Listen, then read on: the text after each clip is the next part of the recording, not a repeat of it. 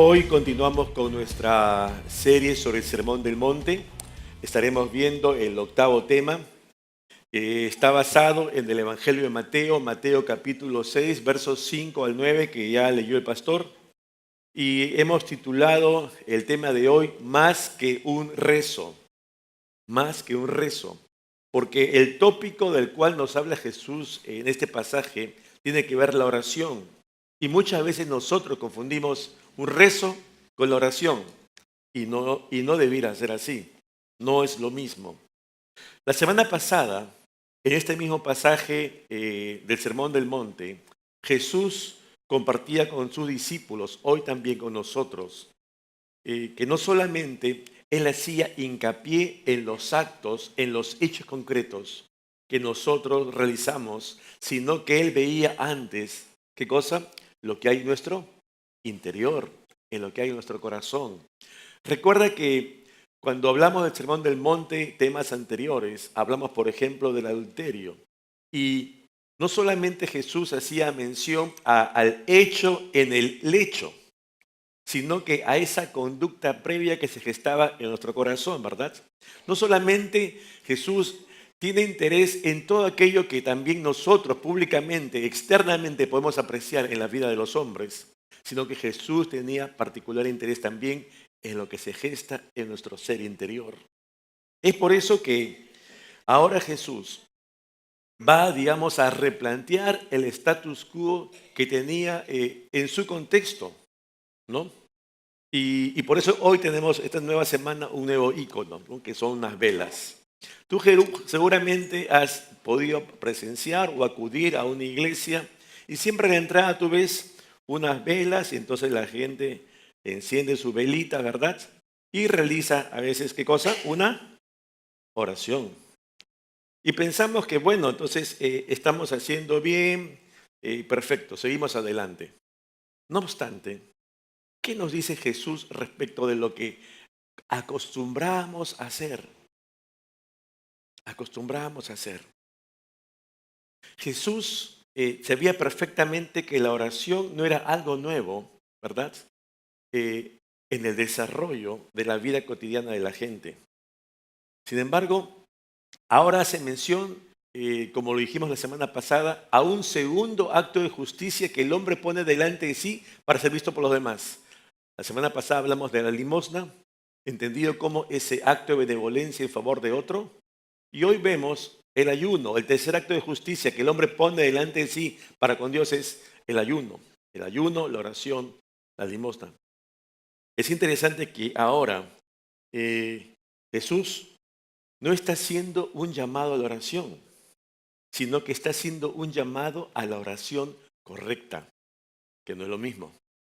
Por eso, aquí en Mateo capítulo 6, verso 5 dice, y cuando ores, y cuando ores.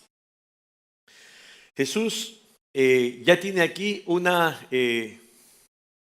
concepción de lo que sus discípulos deben hacer de manera cotidiana. ¿Qué cosa? Orar. La pregunta que todos tenemos que hacernos hoy nosotros es, ¿oramos? La pregunta consecuente es, ¿oramos debidamente?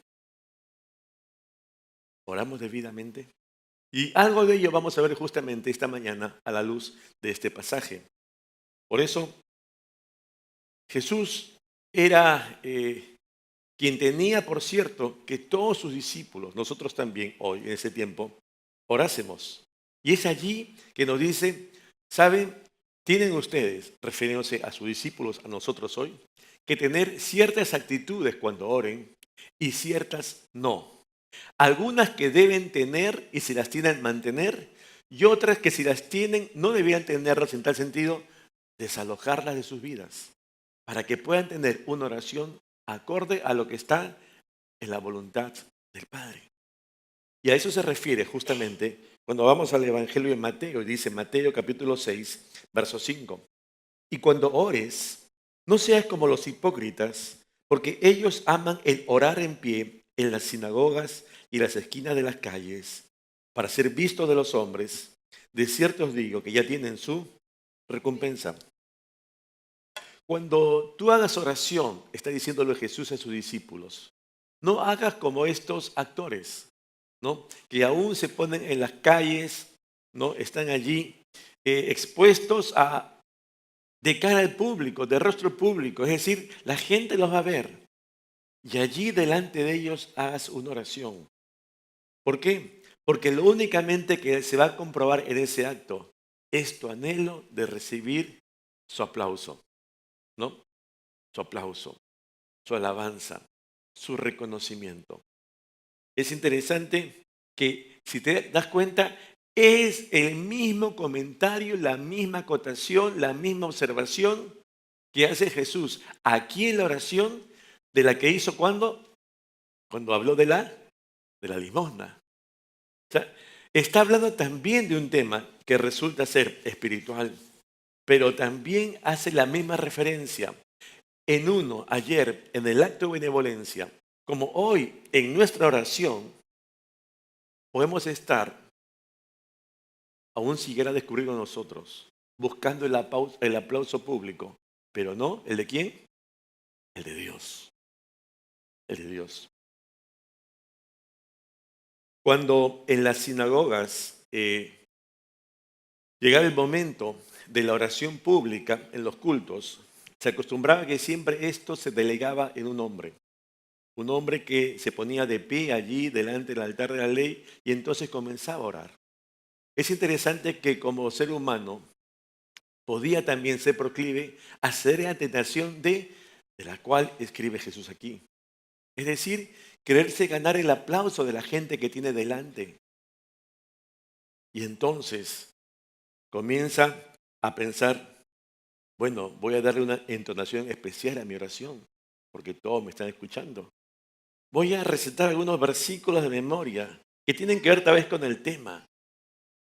La gente podrá apreciar cuánto sé. Tal vez puedo llenar mi oración de muchas palabras. Qué espiritual que soy. Porque muchas veces nos desenfocamos rápidamente en lo que realmente debiera ser una oración a los ojos de Dios correcta. No sé si te ha pasado a ti, que en alguna ocasión estamos en una oración de grupos, ¿no? Grupos de 2, 3, 4, y dicen, bueno, es el primero, el segundo, el tercero y el cuarto. Tú eres el cuarto que va a orar, perfecto. Y comienza a orar el primero y el cuarto está pensando, ¿ahora qué voy a orar? ¿Qué voy a decir? ¿Qué palabra? Este versículo de aquí. Si te das cuenta, está absolutamente desenfocado de lo que está orando el primero. Está pensando qué va a decir cuando le toque su oración. ¿Te ha pasado a ti? A mí me ha pasado. Debo reconocer. He estado mal en ello. Y es por eso que aquí lo que el Señor justamente quiere hacer es que un reajuste, un acomodo. ¿Sabes qué? El orar está bien, pero el orar debidamente a los ojos de Dios, no el orar por el orar solamente. Es interesante que Jesús aquí no está observando la oración pública, ¿no? Sino está observando ¿qué? Nuestras actitudes cuando oramos públicamente, que no es lo mismo. Necesitamos por eso reconocer que tal vez nosotros de manera voluntaria o involuntaria incurrimos en actitudes que no son del agrado de Dios, aun cuando yo estoy, entre comillas, orando, ¿no? Pensando que estoy haciendo lo correcto. Y sin embargo, no es así. No a mis ojos ni a ojos de otro hombre, sino a los ojos de quién? De Dios, que es el punto valedero realmente. Eh, Jesús por eso, en este pasaje, nos lleva a no solo reflexionar sobre cómo vengo orando, si lo estoy haciendo, sino nos lleva también a la corrección de vida. Me dice, Juan, mira, esto debe ser así, ¿lo estás haciendo así? Y si no, entonces gira porque tienes que hacerlo de esta otra manera. Jesús no me deja diciendo, no estás haciendo así, bueno, lo lamento, no lo estás haciendo bien. No, Jesús me lleva a hacerlo correctamente, luego de evaluar cómo estoy. a dar ese paso que sigue. Y esa es también la decisión que debes tomar tú hoy. Si te das cuenta que hay algo en tu vida de oración que tiene que girar para orar conforme Dios quiere que tú lo hagas, como yo también. Y allí que en el Evangelio de Mateo, capítulo 6, verso 6, que es el versículo que sigue, dice la palabra: mas tú, cuando ores, entra en tu aposento y cerrada la puerta, ora a tu Padre que está en secreto. Y tu Padre que ve en lo secreto te recompensará en público.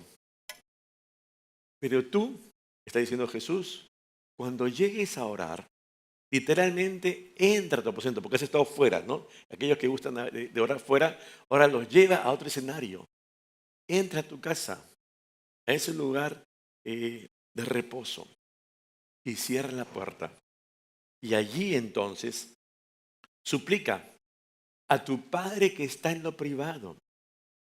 Y dice, y Él que está en lo privado te recompensará de manera notoria a todo el resto, o sea, al público.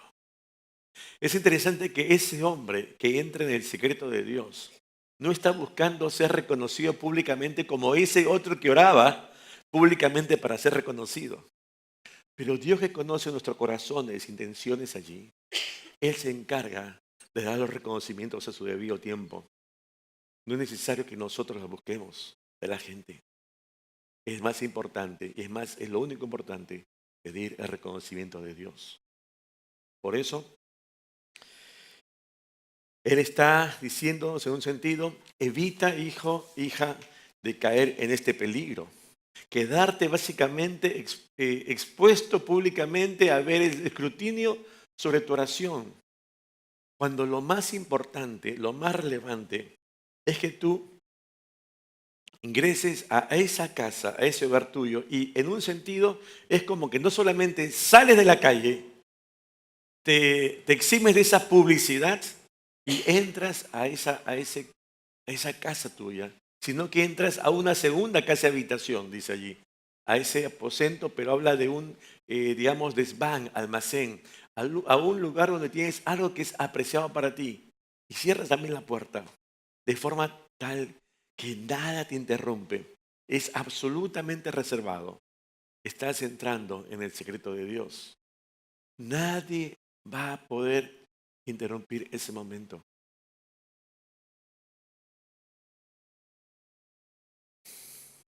Ora en secreto allí a tu Padre, ¿verdad? Que también está en los secretos. Eso es lo que está pidiendo el Señor.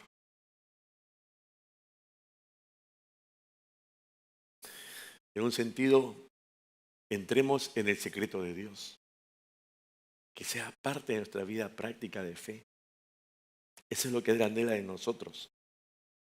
John, John Wesley, en este contexto, dijo una vez lo siguiente: use toda la privacidad que pueda.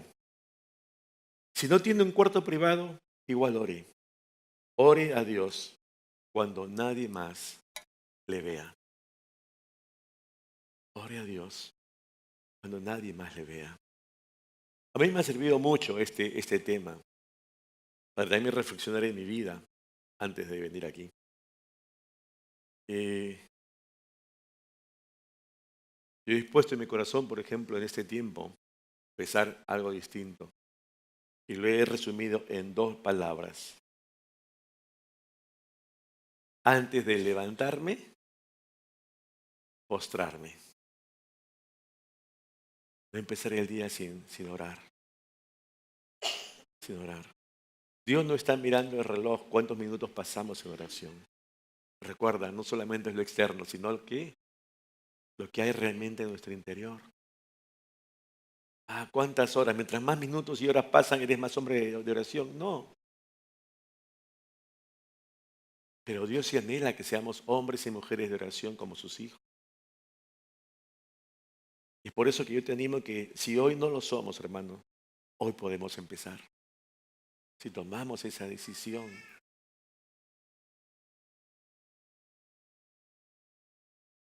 Dios en su sola gracia me ha permitido estar aquí hoy, ¿verdad? Y cuando predico, sea aquí o en otro lugar que me invitan, yo he aprendido mucho de muchos hombres de Dios que están aquí en la palabra, pero que nos lleva realmente a poder vernos a través de la Escritura cómo andamos en nuestra vida de fe. Debemos darnos cuenta que en ese tiempo, a solas con Dios, aún nuestra oración, escucha bien, va a comenzar a cambiar. Si hoy no estamos acostumbrados a orar y hoy orásemos a solas con Dios, tú te vas a dar cuenta que en 3 días tu oración no va a ser la misma. En 2 semanas no va a ser la misma. En un mes tu oración no va a ser la misma. Dios va a estar trabajando en tu vida.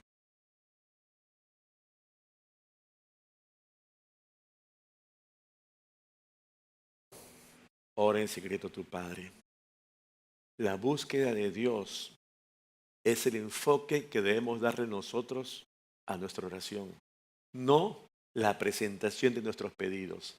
Señor, gracias, ¿cómo estás por aquí? Y aquí viene mi lista de petitorio, ¿no? A, B, C, D, E, F. No, esa no es una oración. Ese puede ser un reclamo sindical, ¿no? Señor, dame esto, esto, esto. Y hay de que no me lo des. Eso no es una oración. Eso es más una exigencia.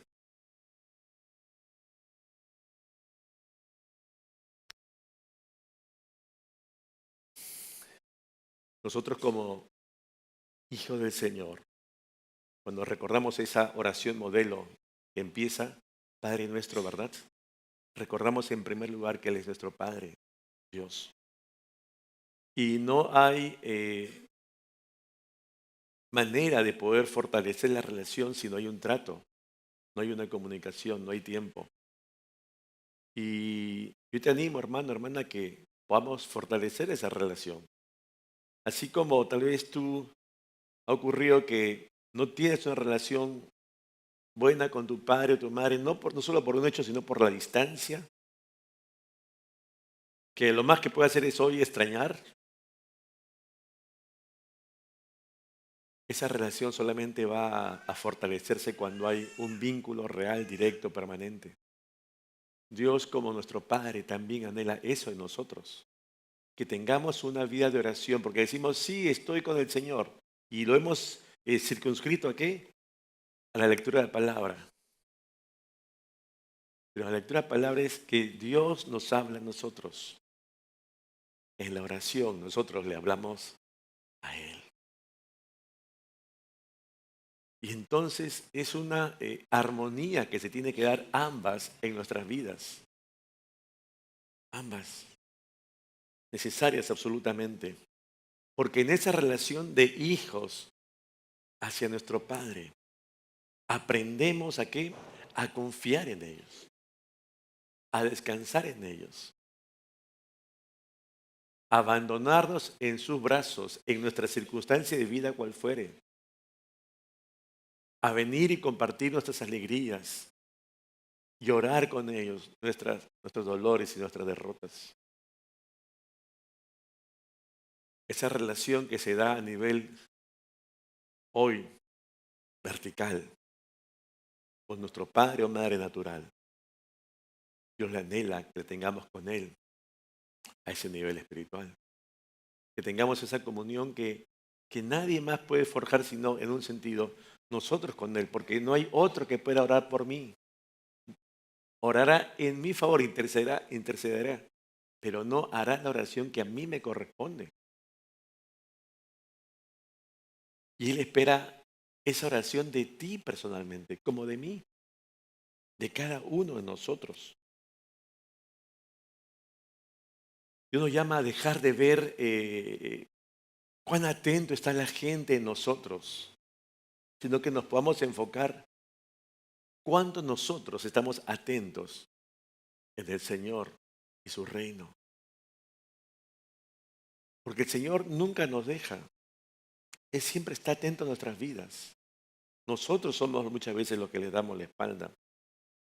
Dios nos llama a que le miremos a Él como el receptor de nuestras oraciones. Es en esa privacidad de a dos, nosotros solos con Dios, ¿sabes qué va a pasar? Nuestra vida espiritual va a madurar. Vamos a crecer espiritualmente. Yo te pregunto nuevamente, pero no respondas, es una respuesta en silencio cada uno. ¿Tú tienes esa vida privada de oración diaria? ¿La tienes? En el mejor de los casos, y que tú dices sí allí en tu corazón, yo te pregunto, ¿oras con mayor frecuencia de manera privada que públicamente? ¿Con mayor pasión, entusiasmo, perseverancia? Puedes que diga que sí, pero la pregunta es, ¿te has restringido solamente a tu vida privada de oración, pero no tienes vida pública de oración? Lo más seguro es que no, porque salvo que lo hagas en grupo pequeño, al culto de oración no venimos mayoritariamente. Entonces, ¿dónde está nuestra vida pública de oración? Dios no quiere no es que no quiera que hagamos oraciones públicas, porque está viendo qué es la actitud. Pero a veces no tenemos solamente una de ellas. O porque vengo al culto de oración, ya no hago oración hasta otro jueves. ¿No? Ese es mi momento de oración en toda la semana. Hay ajustes tal vez que tenemos que dar.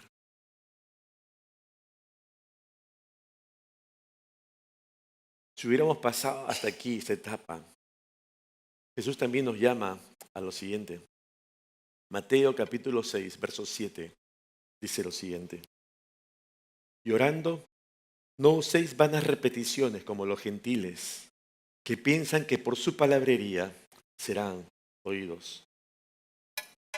Jesús nos está diciendo, ¿has escuchado de esas personas, ese par de personas que está sentada ahí, y uno habla y es una charla tediosa, ¿no? Aburrida, que te cansa. Uno está hablando, hablando, hablando como loro y el otro ¿qué? Ay, ¿cuándo acaba? ¿Ah? ¿Cuándo acaba? Estás allí. No sacas el celular pues, porque ahí es una vergüenza que estás hablando y tú con celular, ¿no?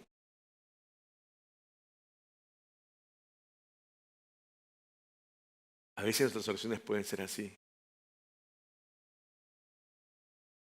Es interesante que la traducción dice que vamos a usar vanas repeticiones. ¿Y cuál es el símil que utiliza? El tartamudeo, ¿no? O tú repites una palabra y la repites y la repites y la repites.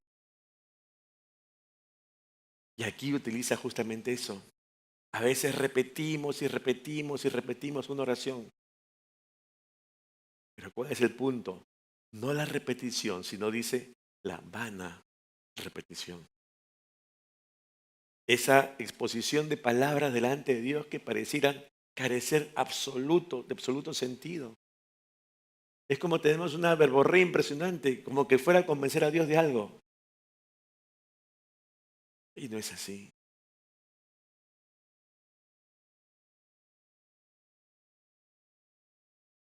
La prolijidad de mis palabras no van a conmover a Dios.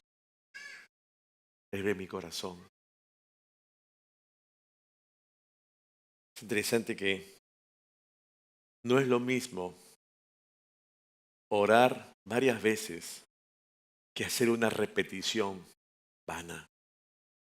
Permítame leerte Daniel capítulo 6, verso 10. Dice la escritura lo siguiente. Cuando Daniel supo que el edicto había sido firmado, entró en su casa y abiertas las ventanas de su cámara que daba hacia Jerusalén, se arrodillaba 3 veces al día y oraba y daba gracias delante de su Dios, como lo solía hacer antes. ¿Qué hacía antes? Oraba también 3 veces al día. Ahora, Jesús no está en contra de que reiteremos nuestro tiempo de oración. Está en contra de que repitamos palabras vanas. ¿Te das cuenta? No es lo mismo. No es lo mismo. Esas palabras vacías que carecen de significado alguno. Y a veces, aquí nos dice el Señor, las oraciones de los hombres parecieran estar llenas de eso.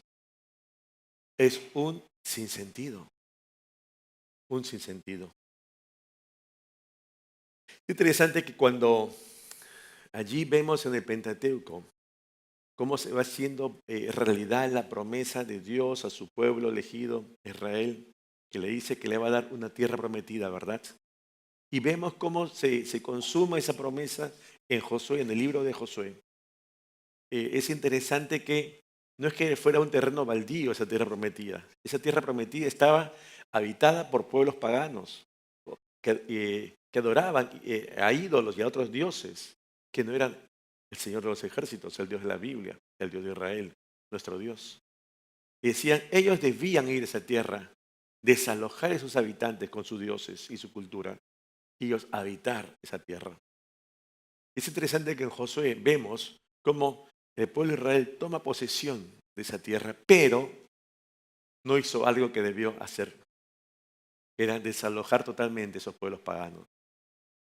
Hubieron muchos casos en diversos poblados que esos pueblos paganos quedaron allí, incrustados, insertos, en medio del pueblo de Israel, que finalmente, lo vemos en el libro de Jueces, el libro siguiente, van a llevar a la apostasía espiritual Israel, porque Israel se va a dejar vencer por la cultura que le rodea y va a comenzar a adorar a esos ídolos paganos. En ese contexto, que el mundo pagano no está alejado de nuestro, sino está allí en convivencia.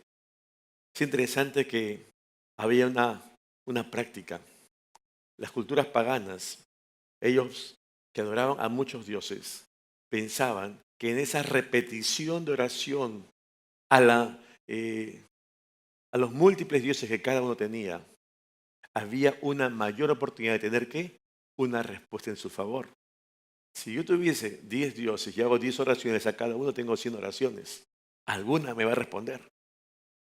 En esa concepción, hago muchas oraciones pensando que voy a recibir una respuesta en mi favor. Tal vez cuando se acerca al Dios de la Biblia, al Dios de la palabra, digo, me lleno de palabrería pensando que tal vez Dios atienda mi oración a mi manera, como yo quiero. Pero nuestras oraciones no deben seguir este modelo. Dios no necesita esta forma de oraciones. Ahora nosotros podemos arrodillarnos en una congregación, podemos levantar las manos, podemos exteriorizar de diversas maneras la oración.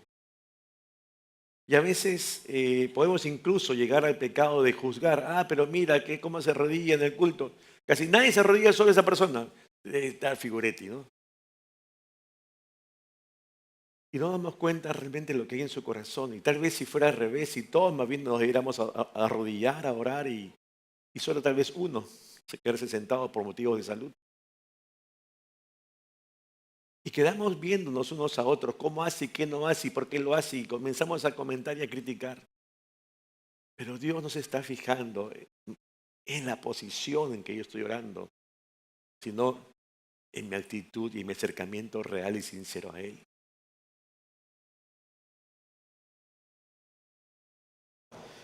Muchas veces repetimos nuestras oraciones. ¿Sabes por qué?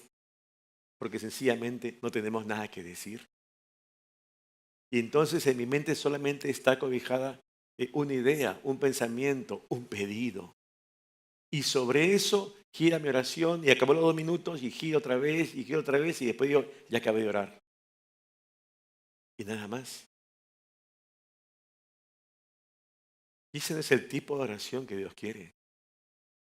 Pero no solamente a veces repetimos oraciones porque no tenemos nada que decir, sino que realmente también repetimos oraciones porque no hemos aprendido a vivir descansando, descansando en ese Dios que es nuestro amparo y nuestra fortaleza.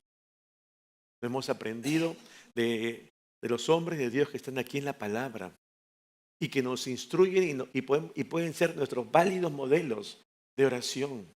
Si tú lees, por ejemplo, los salmos, que es esa gran fuente de elección para nuestras vidas, cómo esos hombres de Dios derraman su corazón, su alma, y nos dicen, papá, padre, estoy mal. Me siento perseguido injustamente. Tengo hambre. No tengo trabajo. No sé cómo decidir aquí. Y tú ves cómo su alma desfallece. Así debieran también ser nuestras oraciones en nuestras propias palabras.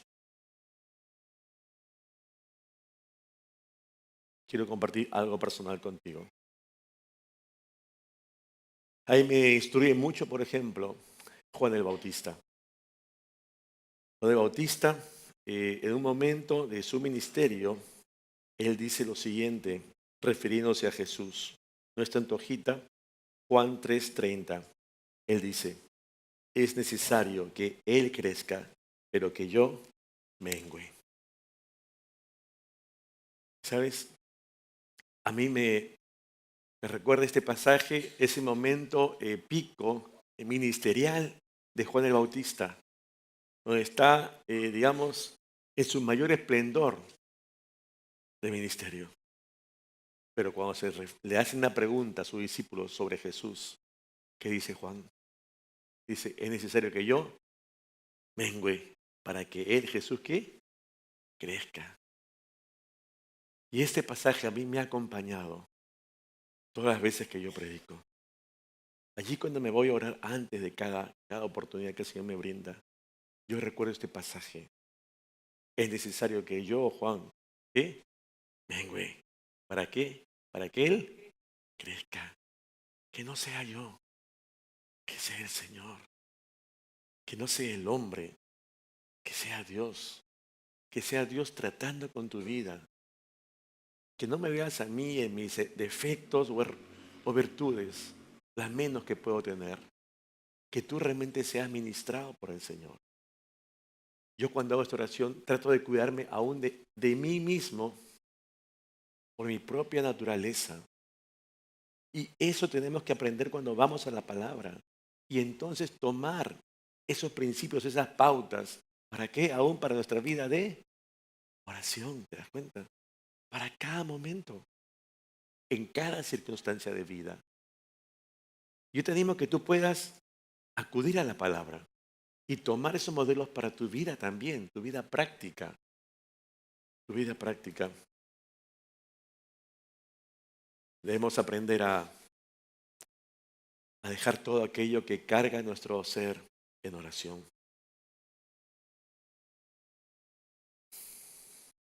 Podemos llegar muchas veces a hacer oraciones tan reiterativas, tan repetitivas, que solamente pensamos que de esa manera vamos a lograr una respuesta de Dios. Fíjate lo que dice en este último pasaje Jesús. Mateo capítulo 6, verso 8. Dice, no os hagáis pues semejantes a ellos, porque vuestro Padre sabe de qué cosa tenéis necesidad antes que vosotros ¿qué? Le pidáis. Jesús está diciendo, mira hijo, no te hagas semejante a estos, a los gentiles que había mencionado, a como la gente está actuando aún en oración. No te hagas semejante a ellos, más bien toma esta otra conducta. Considera lo siguiente, nos está diciendo, recuerda que nuestro Padre conoce todo aquello, toda aquella necesidad, todo aquello que está delante de nosotros, que está frente a cada uno, aún antes que nosotros le pidamos respuesta sobre ese caso. Si tú engarzas ese versículo 7 con el 8, Jesús va a estar diciéndonos, no es necesaria tu palabrería para decirle a Dios lo que Él ya conoce, aun cuando tú no se lo hayas dicho. Porque recuerda, Él es Dios. Entonces, con palabrería o sin palabrería, Dios ya lo conoce. Pero Jesús no está apuntando a ellos solamente. Es interesante, fíjate, Isaías 65:24, que nos sirve solamente como un ejemplo, hablando del Señor. Y antes que clamen, responderé yo. Mientras aún hablan, yo habré oído. Qué hermoso. Dice, lo relevante aquí es que Dios, ¿sabes en qué se enfoca? ¿Sabes cuál es el interés de Dios? Cuando nos escucha y nos ve, en lo que necesitamos y no en lo que queremos. Lo repito, el enfoque de Dios está en lo que necesitamos y no en lo que queremos. No es que Él no sepa qué queremos, pero fíjate la pauta de Jesús, que dice, ¿sabe de qué cosa tenéis necesidad? No dice, ¿sabe qué cosa quieres? ¿Sabe de qué cosa tenéis necesidad? Nosotros somos los que anhelamos muchas cosas, pero no necesariamente son para suplir una necesidad y que implica mucho más que alimento físico, por ejemplo.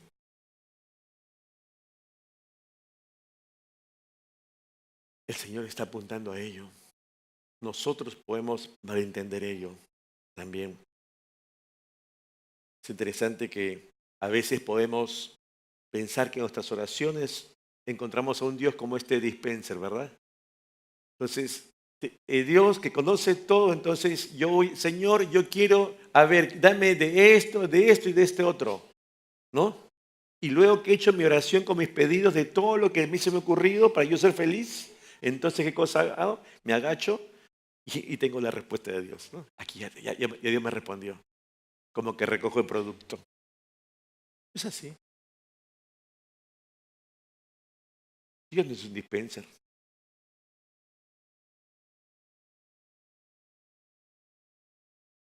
Él no está a nuestro servicio.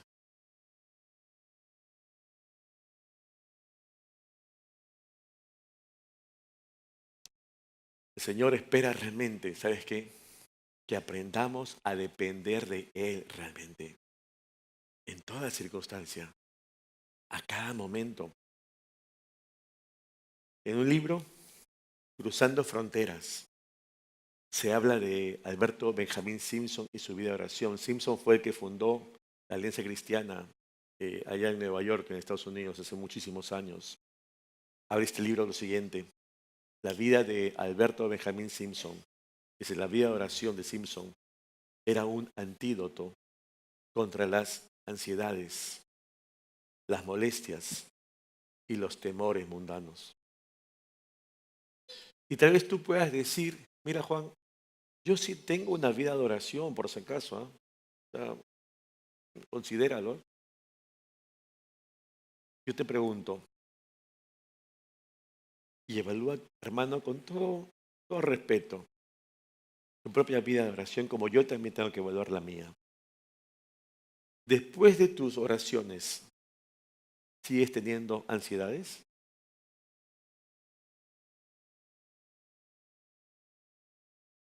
Después de tus oraciones, ¿sigues teniendo las mismas molestias? Después de tus oraciones, ¿continúan tus temores? A Simpson le resultó. Él aprendió a descansar en Dios. ¿Y nosotros? Tal vez tengamos que hacer ese viro, ese ajuste que Dios nos indica.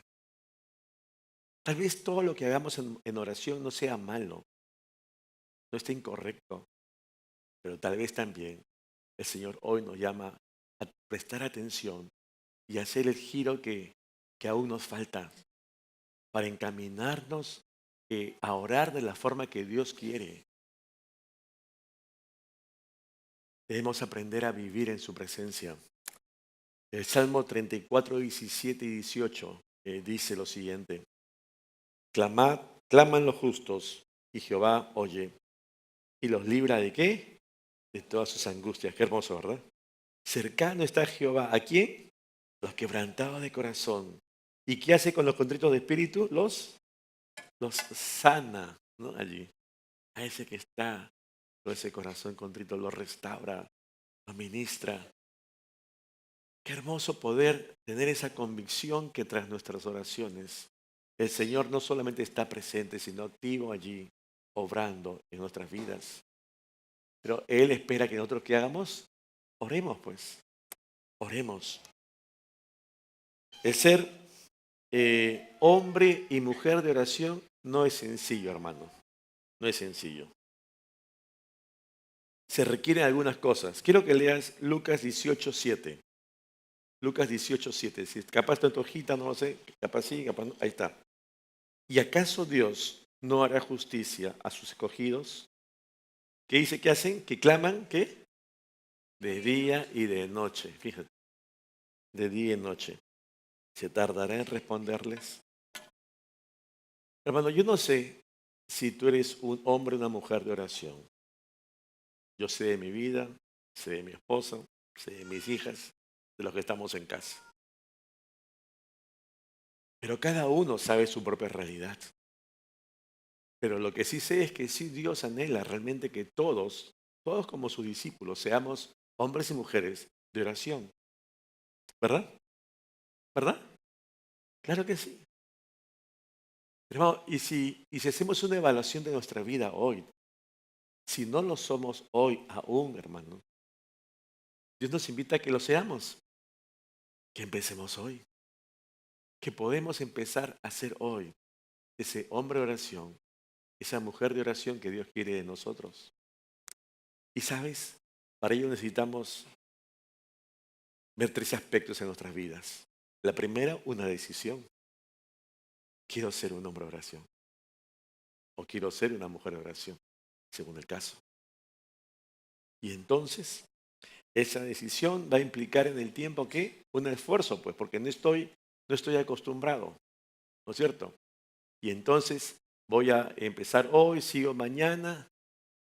¿Para qué? Para continuar. No estuve acostumbrado a hacerlo antes, voy a comenzar a hacerlo. Pero no solamente implica una decisión que me lleva a empezar, sino que una vez que empiece, ¿qué haga? Persevere, persevere. ¿Por qué? Porque como no estoy acostumbrado de hacerlo, me voy a cansar, pues. Me puedo aburrir, ponle el tema o adjetivo que tú quieras.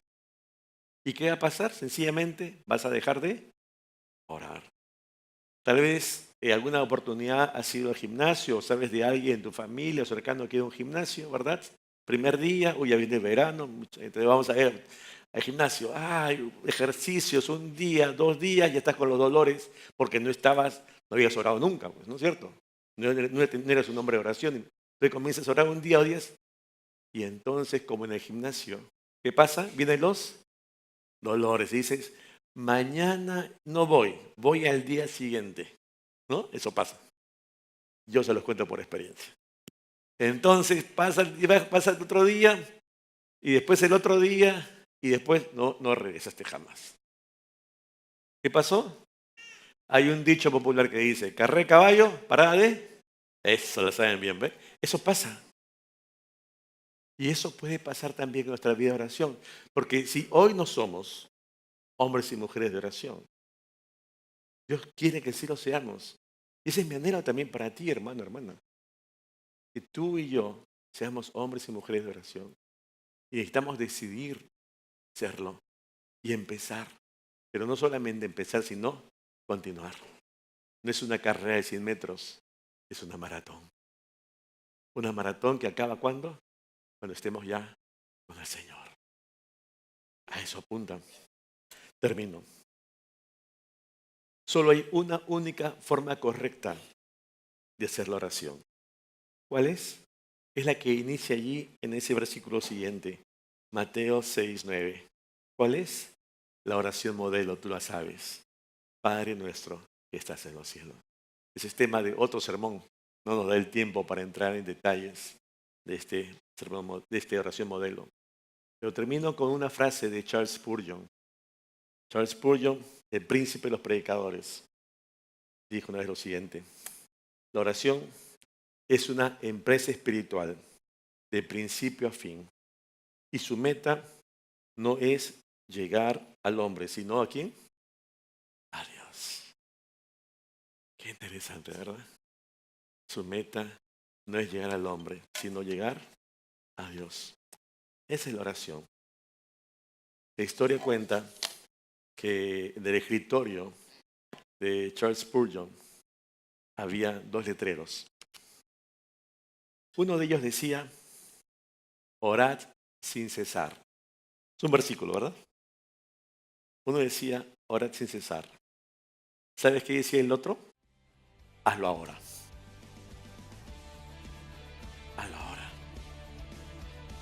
Y eso es justamente lo que vamos a hacer ahora.